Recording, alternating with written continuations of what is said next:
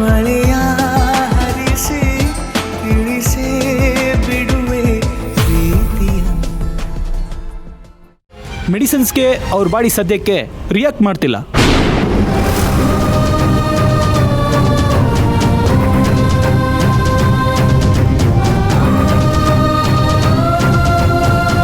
ತಲೆಗೆ ಪೆಟ್ಟು ಬಿದ್ದು ತುಂಬ ಬ್ಲಡ್ ಹೋಗಿದೆ ಸರ್.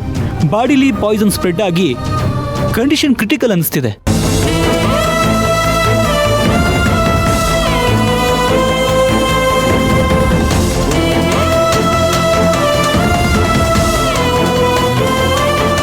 ಸರಿ ಡಾಕ್ಟರ್, ಏನರ ಅಪ್ಡೇಟ್ ಇದ್ರೆ ದಯವಿಟ್ಟು ತಿಳಿಸ್ರಿ. Carry on. Okay sir.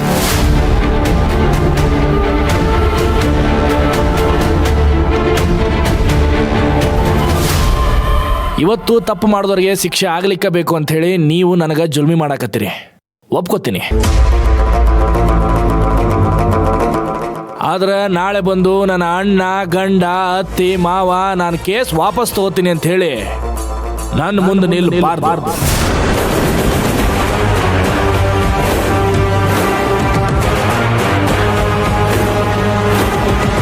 ಒಂದು ಕ್ರೈಮ್ ನಡೆದಾಗ ಕ್ರಿಮಿನಲ್ ಹೊರಗೆ ನೋವಾಗಿದ್ದಪ್ಪ ಅಂತಂದ್ರೆ ಅವನಿಗೆ ಶಿಕ್ಷೆ ಕೊಡಿಸೋದು ಭಾಳ ಸುಲಭ ಆಕೈತಿ.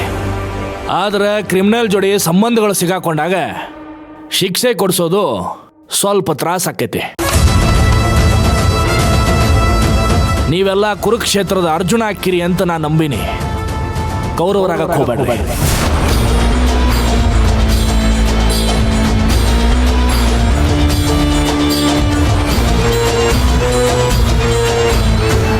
ಒಂದು ವೇಳೆ ನೀವು ಕೊಟ್ಟ ಮಾತು ತಪ್ಪಿದ್ರಪ್ಪ ಅಂತಂತಂದ್ರೆ ಧರ್ಮದ ಸಂಬಂಧ ಭೀಷ್ಮನ ಕೊಂದ ಕೃಷ್ಣ ನಾನಾಗಬೇಕಾಗೈತಿ.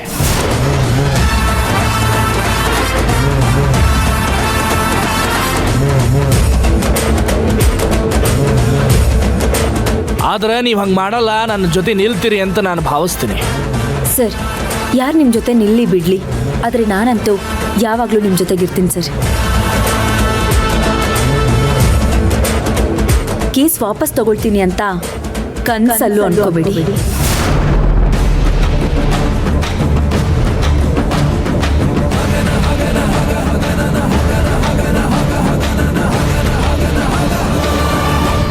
ಕಾನೂನು ಅನ್ನೋ ಬೇಲಿ ಇಲ್ಲದೆ ಹೋಗಿದ್ದಿದ್ರೆ ನನ್ನ ಗಂಡನ್ನ ಕೊಲೆ ಮಾಡಕ್ ಪ್ರಯತ್ನ ಪಟ್ಟವ್ರನ್ನ ನಾನೇ ಕೊಲೆ ಮಾಡ್ತಾ ಇದ್ದೆ.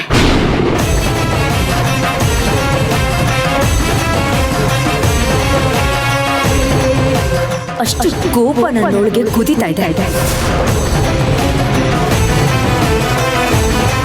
ಅಂತವ್ರನ್ನ ನಾನು ಹೇಗೆ ಸರ್ ಸ್ವಂತದವರು ಸಂಬಂಧಿಕರು ಅಂತ ಸುಮ್ಮನೆ ಬಿಟ್ಬಿಡಕ್ಕಾಗತ್ತೆ?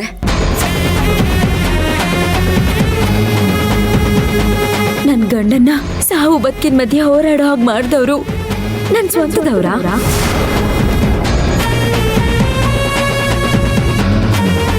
ನನ್ನ ಸೌಭಾಗ್ಯನ ಅಳ್ಸಕ್ ನೋಡಿದವರು ನನ್ನ ಸಂಬಂಧಿಕರ? ಅವ್ರು ಯಾರೇ ಆಗಿದ್ರು ಸರಿ, ಅವ್ರು ನನ್ನ ಸ್ವಂತ ಅಪ್ಪ ಅಮ್ಮನೇ ಆಗಿದ್ರು ಇದ್ದೇ ಮಾತು ಹೇಳ್ತಿದ್ದೆ.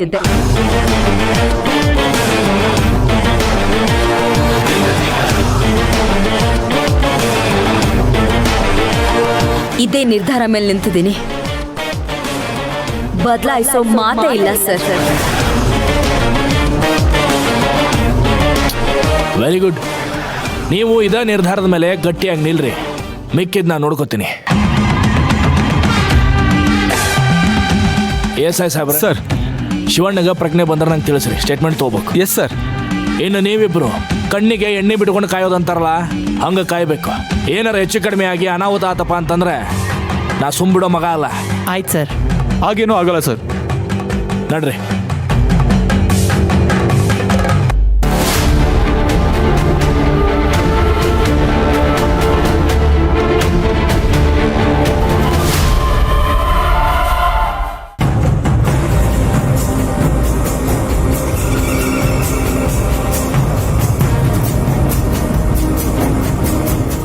ಆ ಶಿವಣ್ಣ ವಿಷವಾಯು ಸೇವನೆಯಿಂದ ಶಿವನ್ ಪಾದ ಸೇರ್ಕೊಂಡಿರ್ತಾನೆ. ಅದರಿಂದ ಇಂದ್ರ ಶಾಶ್ವತವಾಗಿ ಜೈಲಲ್ಲಿ ಕೊಳೆಯೋ ಹಾಗಾಗತ್ತೆ. ಇನ್ಮೇಲೆ ನನಗೆ ಯಾರು ಎದುರಾಳಿಗಳೇ ಇಲ್ಲ. ಓಹೋ ನಮಸ್ತೆ ಸಾರ್.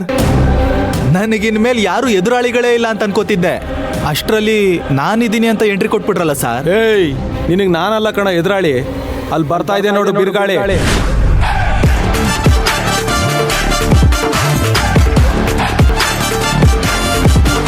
ವಾ ಏನು ಸರ್, ಆರಾಮದಿರಿ? ನಿಮಗ ಪ್ರಜ್ಞೆ ಬಂತೋ ಇಲ್ಲೋ ಅಂತ ಹೇಳಿ ನೋಡ್ಕೊಂಡು ಹೋಗೋಣ ಅಂತ ಬಂದೆ. ನೀವು ನೋಡಿದ್ರೆ ಆರಾಮ್ ಕುಂತೀರಿ, ಪರವಾಗಿಲ್ಲ. ಸಾರ್, ನನಗೇನೋ ಪ್ರಜ್ಞೆ ಬಂತು ಬಿಡಿ. ಆದ್ರೆ ಅಲ್ಲೊಬ್ಬ ಶಾಶ್ವತವಾಗಿ ಪ್ರಜ್ಞೆ ತಪ್ತಿದ್ದಾನೆ.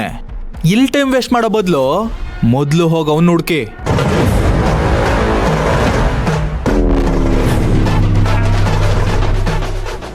ಸಾರ್, ನನಗೇನೋ ಪ್ರಜ್ಞೆ ಬಂತು ಬಿಡಿ. ಆದ್ರೆ ಅಲ್ಲೊಬ್ಬ ಶಾಶ್ವತವಾಗಿ ಪ್ರಜ್ಞೆ ತಪ್ತಿದ್ದಾನೆ. ಇಲ್ಲಿ ಟೈಮ್ ವೇಸ್ಟ್ ಮಾಡೋ ಬದಲು ಮೊದಲು ಹೋಗಿ ಅವನು ಹುಡುಕಿ. ಹುಡ್ಕೋಣ, ಆದ್ರೆ ನನಗೆ ಅವ್ರಿಗಿಂತ ಈಗ ನೀನ ಭಾಳ ಇಂಪಾರ್ಟೆಂಟ್ ಅದಿ. ಗೊತ್ತಾಯ್ತು ಬಿಡಿ ಸಾರ್. ನಾನು ಅಡ್ರೆಸ್ ಹೇಳಲಿಲ್ಲ, ನಿಮ್ಮಿಂದ ಕಂಡುಹಿಡಿಯಕ್ಕಾಗ್ಲಿಲ್ಲ. ಸಾರ್, ಇಷ್ಟೊತ್ತಿಗೆ ಅವ್ನು ನೆಗದ್ ಬಿದ್ದು ಹೋಗಿರ್ತಾನೆ. ಕೊನೆ ಪಕ್ಷ ಅವನ್ ಹೆಣನಾದ್ರೂ ಸಿಗ್ಲಿ ಅಂತ ಇಲ್ಲಿಗೆ ಬಂದಿದ್ದೀರಾ? ಸಾರ್, ನೀವು ನನ್ನ ಪ್ರಾಣ ತೆಗೆದ್ರು ನಾನು ಅವನಿರೋ ಅಡ್ರೆಸ್ ಹೇಳೋದಿಲ್ಲ. ಬ್ಯಾಡು ಹೇಳಂತ ಯಾವನ ನಮಗ ಕೇಳ್ದ ನಿನಗೆ? ಸಾರ್, ಏನ್ ಕಾಮಿಡಿ ಮಾಡ್ತಿದ್ದೀರಾ? ಇದೆಲ್ಲ ನನ್ನ ಹತ್ರ ನಡೆಯಲ್ಲ. ಹೋಗಿ ಹೋಗಿ ಆ ಶಿವಣ್ಣನ ಬಾಡಿ ಹುಡುಕಿ.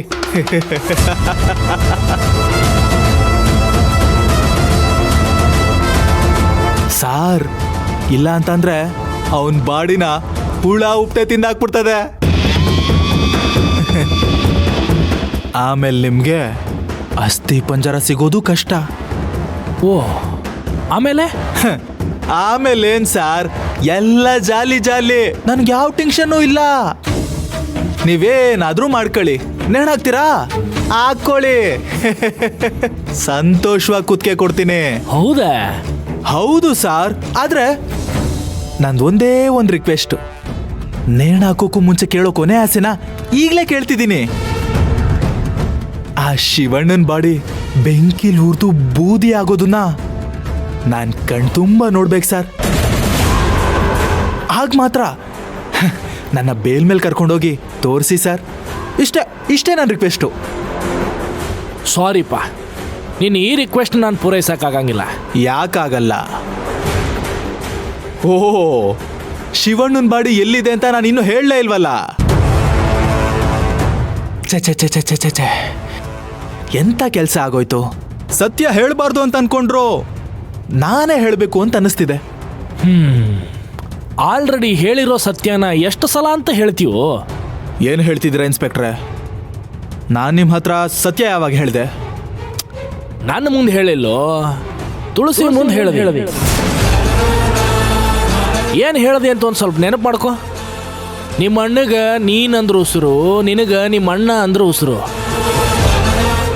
ನಿಮ್ಮ ಅಣ್ಣ ಉಸಿರಾಡೋ ಪ್ರತಿಯೊಂದು ಉಸಿರಿನಾಗೂ ಅವನ ದೇಹದಾಗಿರೋ ಜೀವಕಣ ಸಾಯಕತ್ತಾವು ಅಂತ ಹೇಳಿದೆ, ಹೌದಿಲ್ಲೋ? ಇದಕ್ಕಿಂತ ಕ್ಲೂ ಬೇಕನ್ನೋ ದೋಸ್ತ? ಅವಾಗ ನಮಗೆಲ್ಲ ಗೊತ್ತಾಯ್ತು. ಆದ್ರೆ ಇನ್ನೂ ನಿನಗೆ ಗೊತ್ತಾಗದಿರೋ ಒಂದು ಸತ್ಯ ಐತಿ. ಶಿವಣ್ಣನ ನಾವು ಆಲ್ರೆಡಿ ಕಾಪಾಡಿ ಟ್ರೀಟ್ಮೆಂಟ್ ಕೊಡ್ಸಕ್ಕೆ